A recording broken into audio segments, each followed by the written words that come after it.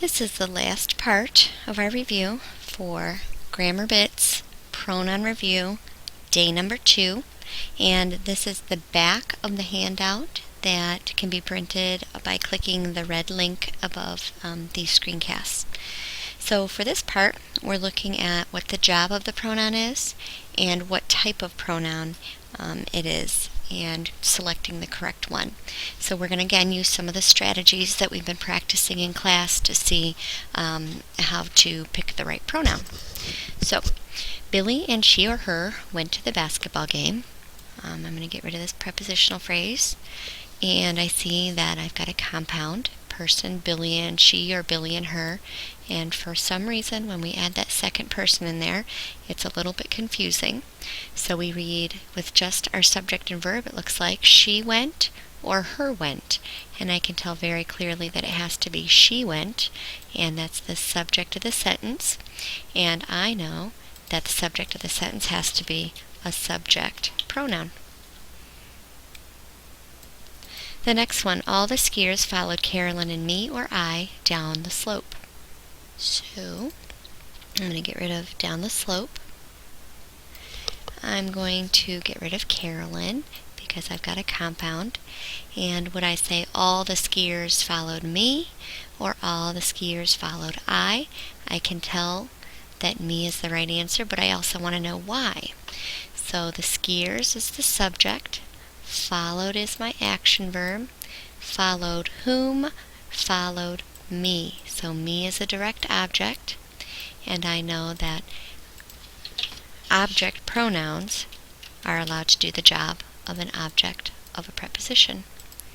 Alright, I'm going to quit playing with my crayon and get a regular pen here. Alright, the most excited spectators were we or us.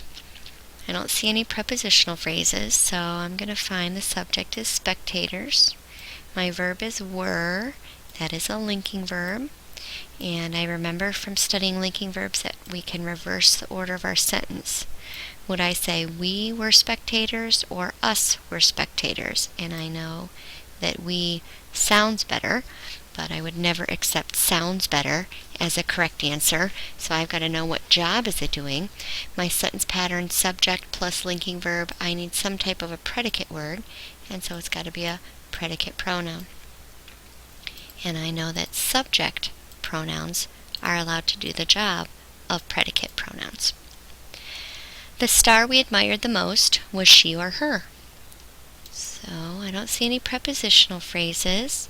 So I'm going to find my subject, that's the star, and the star was, that's a linking verb, and we just talked about how we can reverse the order of our sentence. Would I say she was the star or her was the star? And it would have to be she, just like our sentence above. This is a predicate pronoun, and I know that subject pronouns are allowed to do the job of predicate pronouns. The audience had questions for Dr. Weiss and he or him. The audience had questions. Well, I see a preposition for Dr. Weiss. I've got a compound, so there's got to be two objects of a preposition, and my pronoun is going to be one of them. So now I have to think about which of these pronouns is allowed to do the job of an object of a preposition, and that would be him. I could also get rid of Dr. Weiss. Would I say the audience had questions for he or for him? Okay.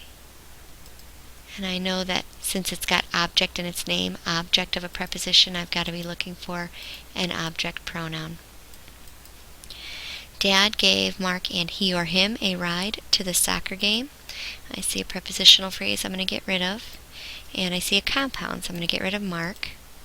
And I'm left with Dad gave he or him a ride. Dad is the subject. Gave is the action verb. I'd ask myself, Dad gave what or whom? Dad wouldn't give a person, so Dad must have given a ride. Gave a ride to whom? Here's my indirect object, and I know that him is an object pronoun doing the job of indirect object. Okay, this next section, oh, we've got one more. In Arizona, she or her and Carmen rode a dune buggy. So I've got a couple things here I can do. I can get rid of prepositional phrase. I can get rid of Carmen because it's a compound, and I'm left with she rode a dune buggy or her rode a dune buggy, and I can tell very easily it has to be she because it sounds right, but I also want to know what the job is doing. She is doing the job of the subject of a sentence, which means I have to use a subject pronoun. Okay, this next set, it looks like we're not looking so much at subject-object anymore. We're looking at whether it's possessive and it's a contraction. And so you might want to refer to the note card that we talked about. What's the difference between a possessive and a contraction?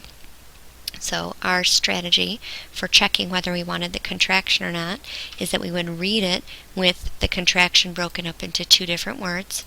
But to make it even easier, I'm still going to try and get rid of any extra phrasing that I have. So I'm going to get rid of my tongue and on the trip, and I'm left with its name is. So I'm either looking as it's a possessive showing ownership or it is name is, and obviously that doesn't make sense. So its is showing ownership of the name. In this case, it's acting like an adjective, and the type of pronoun here that I'm working with is a possessive pronoun. I forgot where there, or there going after the game. So I see a prepositional phrase. Get rid of that after the movies. I, my subject, forgot. Now I've got a choice between there, the possessive. I could look, is there owning going? Am I saying where they are going? Or there as in here and there? And it looks like I would say they are going. And so I've got a contraction here. We talked about how a contraction is often made up of a subject, pronoun, and a verb. They are. And that's how I would kind of visualize in my head what that contraction looks like.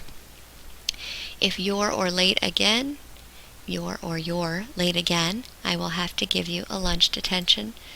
Not too much to get rid of here. I see an infinitive. So again, I've got this contraction. I could read if you're is showing ownership of late, or if you are late again. And it looks like you are sounds like I've got my subject and verb there, so I want the contraction. If you forgot your or your homework, turn it in tomorrow. And again, no prepositionals here. It looks like in tomorrow isn't a prepositional phrase. So in is just an adverb here. So I'm going to ignore it for now. And I'm going to think, do I have your showing ownership of homework? Or am I saying if you forgot you are homework? Well, you are definitely not homework. So it must be showing ownership. So I've got a possessive. Whose homework? Your homework. So that's a possessive pronoun. And the last one, if it's or it's hot, we will picnic inside today. And again, inside looks like it could be a preposition, but there's no noun after it. It's just being used by itself, which makes it an adverb. So I'm looking as it's showing possession of hot, it's hot. Or am I saying if it is hot? And it sounds like I want the contraction form. So we've really covered just about every type of pronoun, identifying them in sentences, using them correctly, strategies to help you figure out the right pronoun, and so this is what you need to study for your test. The last part of this is just your ability to be able to write sentences with these, with some of the different pronouns, and I could use any pronoun that we've studied from, at this point in this unit. So I'm not going to go through sentences and just tell you that this is something you should be able to do. If you substitute he in your sentence, then your sentence should be fine for who and whom. If you substitute it is for your contraction, you should know the difference between the possessive and the contraction. So, happy studying and good luck for your big test on Friday.